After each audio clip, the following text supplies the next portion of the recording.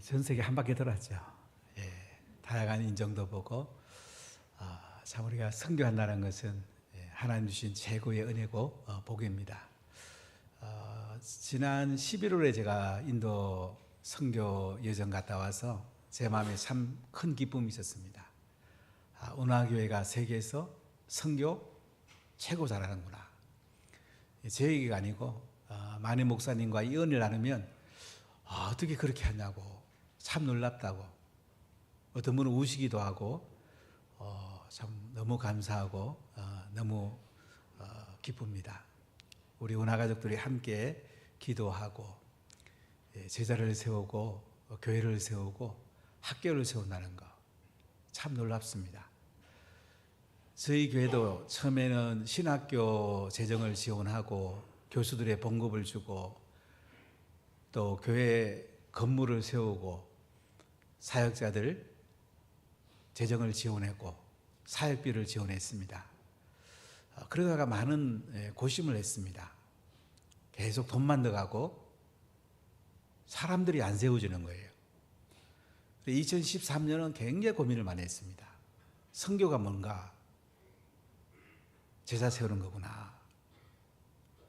예수님이 한 대로 해야 되겠다. 바울이 한 대로 해야 되겠다. 그 마음이 제 마음에 너무 많이 와닿았어요. 제자 세우는 데 대해서 선교지에서 하는 것이 쉽지는 않습니다. 그래서 제가 2014년부터 피터를 본격적으로 멘토링 하면서 이제 제자들이 세워지고 교회가 세워지는 거예요. 지난 피터한테 제자들이 몇 명이나 되니 한 30여 명 됩니다. 핵심 제자 얘기해봐. 그랬더니 네팔에 있는 선교사 이야기, 트리폴라에 있는 엘리야 이야기, 미얀마에 있는 또 제자 이야기를 해요. 이들이 1년에 여러 명의 제자를 세우고 여러 개의 교회를 세웠다고. 그래서 작년에만 22개의 교회를 세웠다고. 22개의 교회를 세우는데 우리 교회는 재정적으로 하나도 안 했습니다. 그 22개에 대해서 한 개도 안 했어요. 우리가 피터를 키우고 나니까 피터가 또 다른 제자를 키우고 나니까 그 제자들이 또 다른 제자를 키우면서 교회가 서는 거예요. 사람들이 세워주는 거예요. 이게 선교구나. 저는 참 감사했고 계속 뻗어나갈 겁니다. 피터가 2026년 되면 거의 자립할 겁니다. 참 놀라운 이야기죠.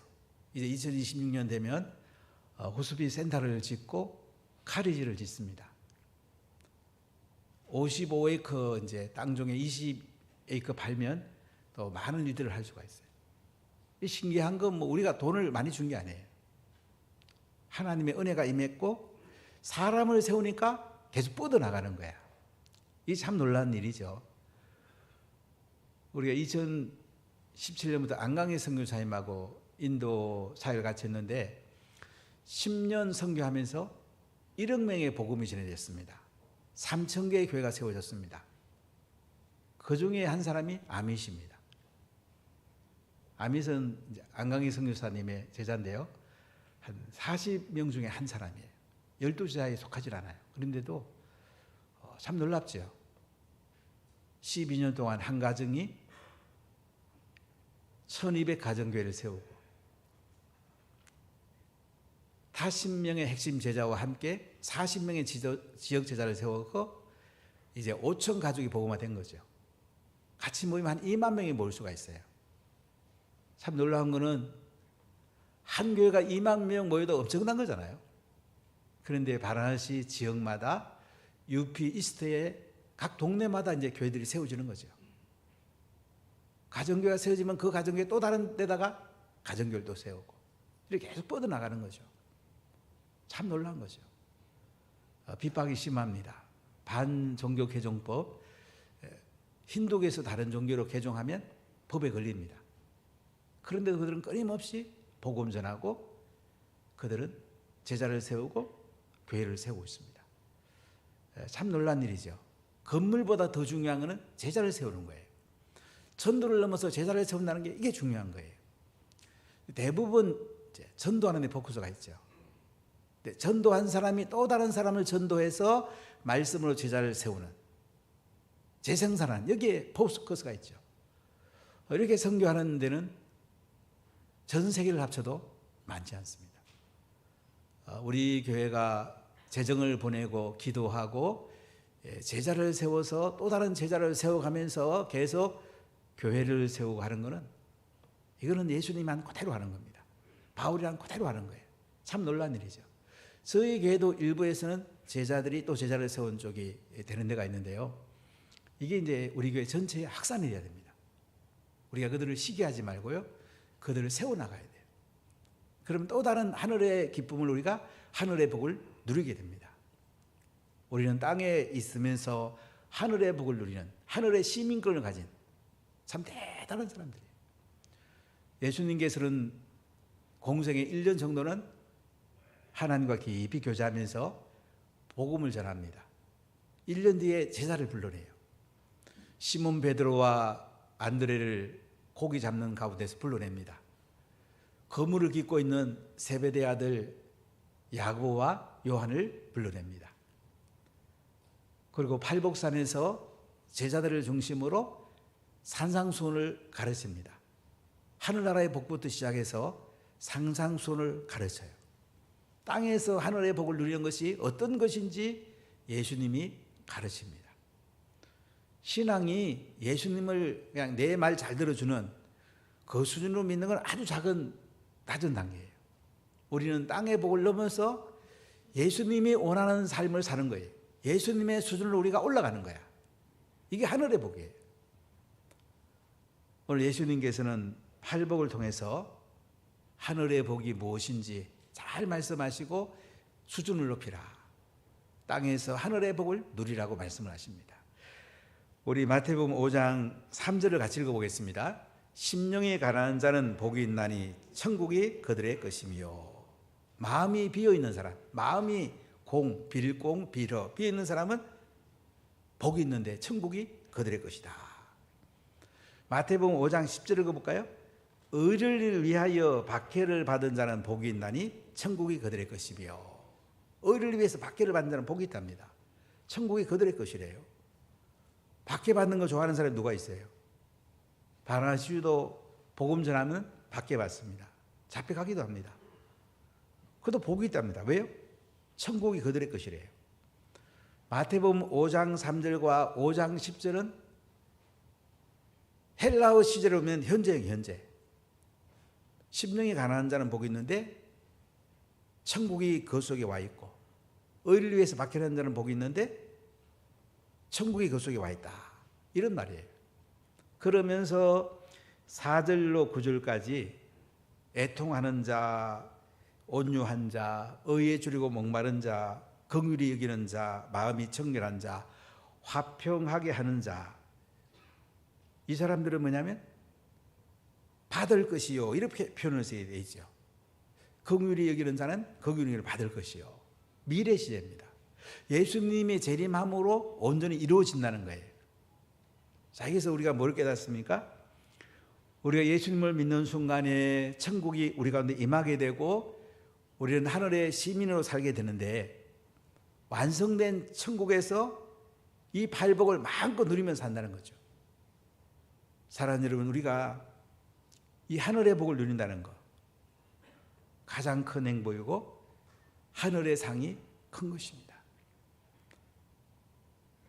우리가 애통하는 자, 온유한 자, 여기까지 말씀을 나눴는데요. 애통한단 말은 죄를 슬퍼하는 거예요.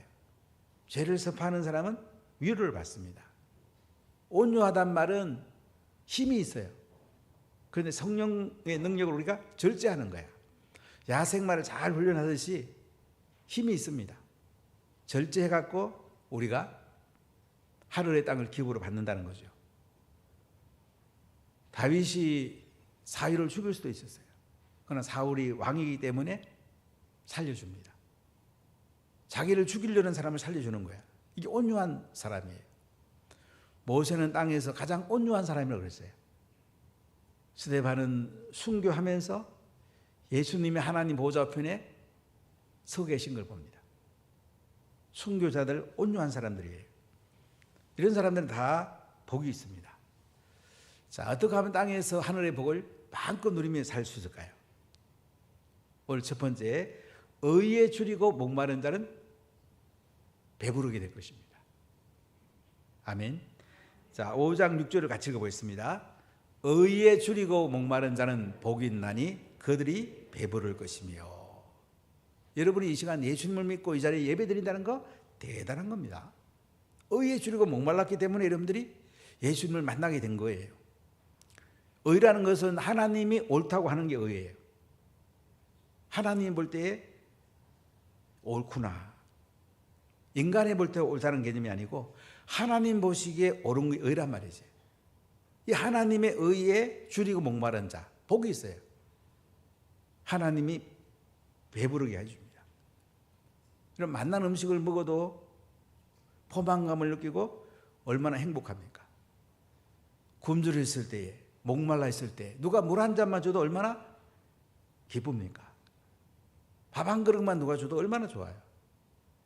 누가 포도송이 한 송이만 줘도 얼마나 맛있습니까? 배가 부르게 될 것입니다. 우리가 하나님 나라 의를 사모하고 그 하나님의 의를 우리가 내 속에 심겨지기로 목말라는 사람, 복이 있어요. 배가 부르단 말이죠. 우리가 하나님 관계가 끊어졌기 때문에 배가 부르지 않아요. 만족이 없어요. 하나님 관계가 끊어졌기 때문에 우리는 늘 갈증이 있어요. 근데 십자가에 죽으시고 부활한 예수를 믿으면 우리가 하나님과 나의 관계가 연결이 된 거예요. 하늘의 놀라운 것들이 우리에게 흘러 들어오는 거예요. 하나님의 의가 우리 속에 심겨지게 된 거예요. 그럼 어떻게 됩니까? 배가 부릅니다. 진정한 만족이 있습니다. 우리가 말씀을 통해서 진정한 만족을 누리게 됩니다. 자, 아모스 8장 11절을 같이 읽어보겠습니다. 주 여호와의 말씀이니라. 보라, 날이 이를지라. 내가 기근을 땅에 보내리니 양식이 없어 주림이 아니며 물이 없어 가람이 아니요 여호와의 말씀을 듣지 못한 기갈이라. 하나님의 말씀을 못 들으면 기갈이 와요. 예전에 그 중국이나 북한 땅에서 극동방송에 성경을 읽어주면 성경을 낱낱이 기록했잖아요. 우리 성경이 너무 바로 옆에 있으니까 귀한 줄 모르는데 그런 데는요 얼마나 귀한 줄 몰라요. 이 말씀을 통해 우리가 배분이 오는 거예요. 해갈이 되는 거예요. 그래서 이사야 55장 1절 2절에 이렇게 말합니다. 같이 읽어봅시다. 오라 너희 모든 목마른 자들아 물로 나오라. 돈 없는 자도 오라. 너희는 와서 사 먹되 돈 없이 값없이 와서 포도주와 젖을 사라. 너희가 어찌하여 양식이 아닌 것을 위하여 언을 달아주며 배부르게 하지 못할 것을 위하여 수고하느라. 내게 듣고 들을지어다. 너희 그리하면 너희가 좋은 것을 먹을 것이며 너희 자신들이 기름진 것으로 즐거움을 얻으리라. 하나님 말씀을 먹으면 우리가 배가 불러요. 육신은 밥을 먹어야 되지만은 우리 영혼은 말씀을 먹어야 되거든요. 그럼 말씀을 사모합니까? 하루에 성경 3장씩 읽습니까? 우리가 배부르게 된단 말이죠. 하늘나라에 만족이 온단 말이죠. 새벽에 와서 말씀 들으실 때 하늘에 만족이 오는 거예요. 의에 줄이고 목마른 사람은 복이 있어요. 이렇게 배부르게 된단 말이죠. 근데 우리의 의는 바리새인보다 서기관보다 훨씬 나은 의라고 말합니다. 자, 마태복음 5장 20절 같이 읽어볼까요? 내가 너희에게 이르노니 너희 의가 서기관과 바리새인보다 더 낫지 못하면 결코 천국에 들어가지 못하리라. 서기관과 바리새인들은 자기 힘으로 의를 이루려고 그랬어요. 이룰 수가 없어요. 율법 다 못 지켜요. 예수님께서 십자가에서 피 흘려 죽으시고 하나님과 나의 관계를 열어놓으신 이 하나님 나라 의, 우리는 받아들이기만 하면 돼요. 비가 오면은 걸어 내놓으면 물이 고이듯이 우리가 마음속에 받아들이기만 하면 되니까 우리가 의롭게 되는 거야. 하나님 주신 의는 서기관과 바리새인의 의하고 비교가 안 됩니다. 이런 놀라운 은혜를 우리가 받은 거예요. 그래서 마태복음 6장 33절 이렇게 말합니다. 같이 읽어볼까요? 그런즉 너희는 먼저 그의 나라와 그의 의를 구하라. 그리하면 이 모든 것을 너에게 더하시리라. 하나님 나라와 하나님 의를 구하랍니다. 먼저 구하래요. 그럼 하나님이 모든 것을 우리에게 더해 준답니다. 그래서 우리는 예수님이 주시는 생수를 마시고요, 예수님이 주시는 생명의 떡을 먹어야 돼요. 요한복음 4장 14절 같이 읽어볼까요? 내가 주는 물을 마시는 자는 영원히 목마르지 아니하리니 내가 주는 물은 그 속에서 영생하도록 솟아나는 샘물이 되리라. 요한복음 6장 35절 예수께서 이르시되 나는 생명의 떡이니 내게 오는 자는 결코 줄이지 아니할 터이요 나를 믿는 자는 영원히 목마르지 아니하리라. 할렐루야. 여러분 매일매일 말씀을 드십시오. 말씀 속에 예수님을 만나십시오. 그러면 만족이 와요. 진정한 만족이 와요. 우리가 이 땅에서 배고프고 목마를 때 얼마나 물을 찾고 밥을 찾습니까? 우리가 이렇게 산다는 건 대단한 겁니다. 이렇게 잘 산다는 건 참 대단한 거예요. 우리가 말씀을 좀 사모해야 돼. 우리는 말씀을 사모합시다. 하루에 석장을 먹읍시다. 그러면 여러분 배가 부르게 됩니다. 진정한 만족이 옵니다. 매일 새벽마다 예수님 만납시다. 그럼 우리가 영적으로 만족이 와요. 배부르게 됩니다. 의를 줄이고 목마른 자 배부른다고 말합니다. 할렐루야. 자, 두 번째는 긍휼히 여기는 자는 복이 있는데요, 그들이 긍휼히 여김을 받는답니다. 자, 5장 7절 같이 읽어봅시다. 긍휼히 여기는 자는 복이 있나니 긍휼히 여김을 받을 것임이라. 긍휼이란 말은 심판받아야 마땅한데 심판하지 않는 거예요. 누가 나한테 잘해주는 사람이 잘해주는 건 굉장히 쉽습니다. 누가 나를 안 좋게 해도 나는 그걸 불쌍히 여기고 그를 잘 이렇게 따뜻하게 대해주는 거, 이 긍휼히 여기는 것입니다. 목회자인 저도 이렇게 해보니까 이게 참 어려운 것 같아요. 긍휼인 게 안 쉽더라고요. 서로 잘해주는 관계가 쉽죠. 나를 힘들게 하는 사람도 긍휼히 여기는 거, 이게 참 안 쉽더라고요. 근데 놀라운 것은 긍휼히 여기는 자는 복이 있는데요, 하나님이 우리를 긍휼히 여긴답니다. 긍휼히 여김을 받는데요. 이게 참 놀랍죠. 출애굽기 34장 6절을 같이 읽어볼까요? 여호와께서 그의 앞으로 지나시며 선포하시되 여호와라 여호와라 자비롭고 은혜롭고 노하기를 더디하며 신자와 진실이 많은 하나님이라. 하나님은 어떤 분이라고요? 자비로우시고 은혜로우시고 노하기를 더디하시고 인자와 진실이 많으신 하나님이다. 이게 은혜롭다는 말이 히브리어가 70인역에서는 긍휼이라 번역이 됐는데요, 하나님은 긍휼이 많은 분이에요. 이 긍휼이란 말은 어머니의 모성을 의미합니다. 라함이라고 어머니의 자궁을 의미하기도 해요. 어머니는 자식에 대해서 보는 게 다르죠. 다른 사람이 아무리 자식 손가락질해도 어머니가 볼 때는 자식이 불쌍하고 자식을 사랑하게 됩니다. 우암동에서 여기까지 몇 년 동안 오셨던 최남래 집사님이 계세요. 그분 아들은 완전히 술주정뱅이에요. 오늘 제가 신방을 갔더니 또 아들이 술을 먹고 좀 나오려도 안 나와요. 제가 많이 속상하더라고요. 집사님이 이런 얘기를 해요. 정부에서 이제 어려운 사람 주는 그 재정이잖아요. 그거에 달라고 그래갖고 하도 땡깡부리니까 안 줄 수가 없대요. 그거에 주고 났더니 술 먹고 왔다는 거야. 근데 그 다음 말씀을 제가 은혜를 받았어요. 목사님, 내 아들은 환자입니다. 술 환자입니다. 제가 볼 때는 그 아들이 정말로 한마디 하고 싶은데요, 엄마가 볼 때는 그 아들을 환자라고 얘기하더라고. 이게 긍휼히 여기는 거예요. 우리가 다른 사람을 긍휼히 여긴다는 거. 그러면 하나님께서 내가 긍휼히 여김 받도록 이런 은혜와 복을 준다고 성경은 말씀을 합니다. 자, 에베소 2장 4절 5절을 크게 한번 읽어보겠습니다. 긍휼이 풍성하신 하나님이 우리를 사랑하신 그 큰 사랑을 인하여 허물로 죽은 우리를 그리스도와 함께 살리셨고 너희는 은혜로 구원을 받은 것이라. 긍휼이 풍성한 하나님이요, 허물로 죽은 우리를 그리스도와 함께 살렸답니다. 긍휼이 풍성한 하나님께서 우리를 살리신 거예요. 예수님을 십자가에 못 박아 죽이시고 그 십자가의 은혜로 우리가 구원을 받은 거예요. 참 놀랍지요? 하나님께서 우리에게 긍휼을 안 베풀었더라면 우리는 구원받지 못해요. 우리는 하고 싶은 대로 하기를 좋아하잖아요. 죄 짓는 거 얼마나 그 길로 갈 때가 많아요. 하나님 보시면 우리에게 구원 베풀 만한 아무 건덕지가 없어요. 그래도 하나님은 그 아들을 십자가에 못 박아 죽이시고 은혜를 베풀고 긍휼을 베풀어서 우리를 구원했다는 거예요. 하나님의 긍휼이 얼마나 큽니까? 성경에 보면 이 긍휼에 대한 가장 좋은 사례가 사마리아인들이, 선한 사마리인이 강도 만난 사람을 불쌍히 여긴 거예요. 어떤 율법 교사가 예수님을 시험합니다. 선생님, 내가 무엇을 하야 영생을 얻으리까? 누가복음 10장 25절에 이렇게 말씀을 해요.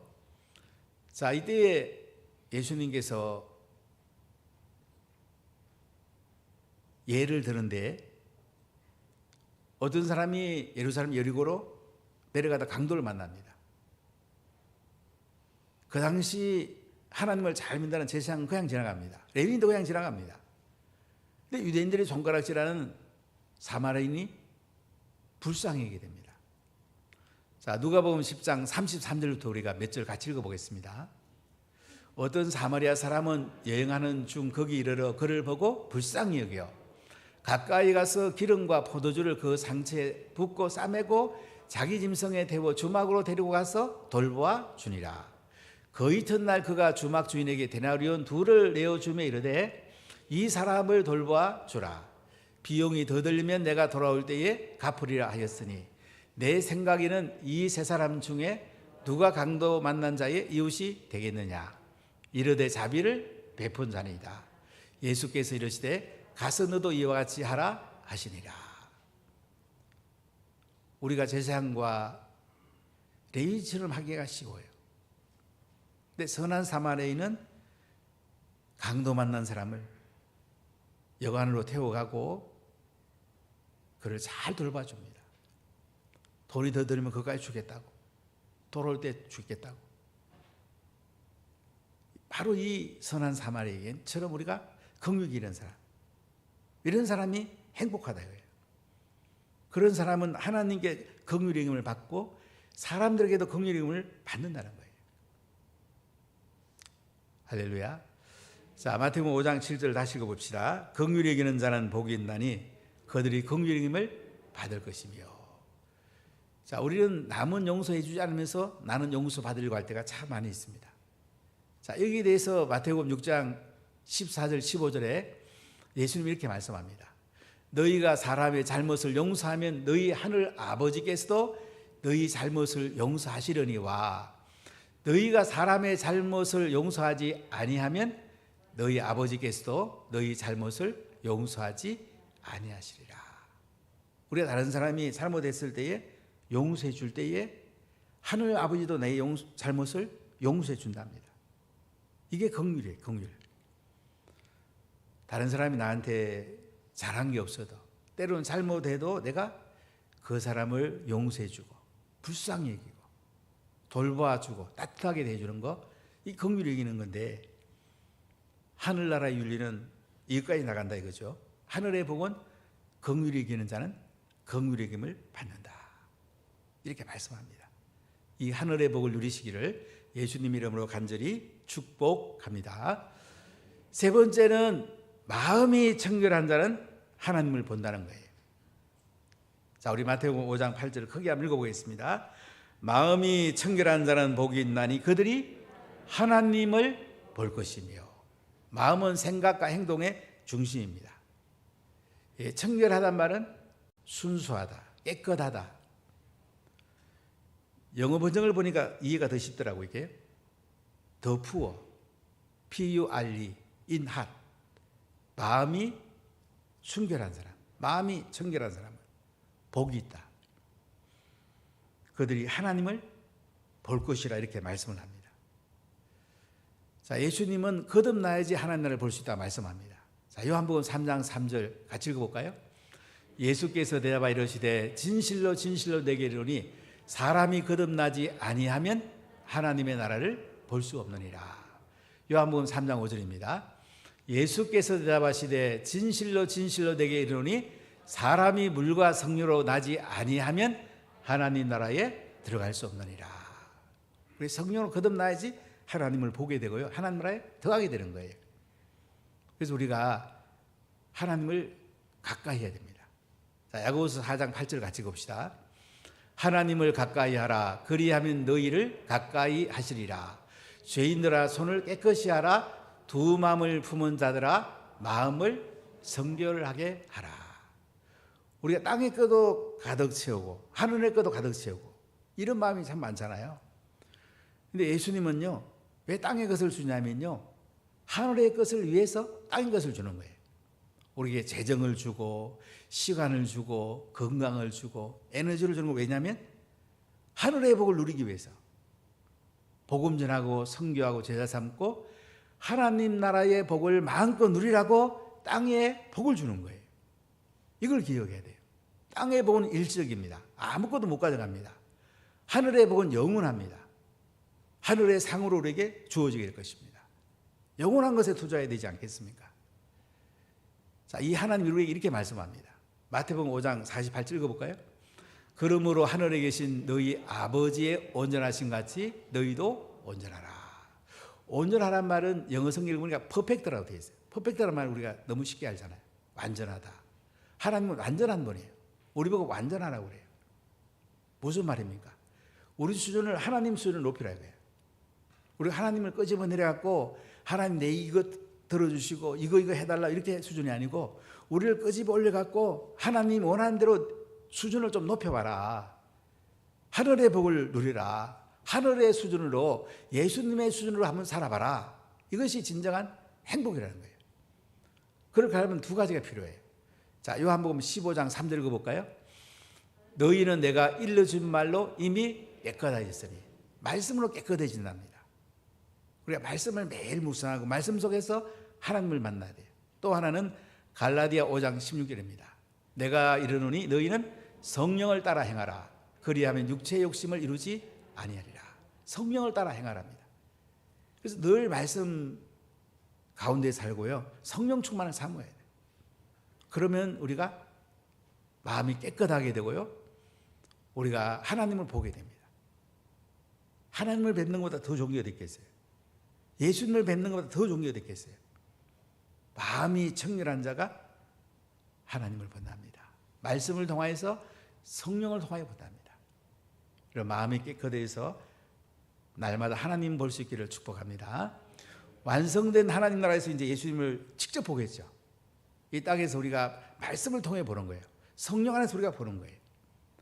매일매일 하나님을 뵙기를 간절히 축복합니다.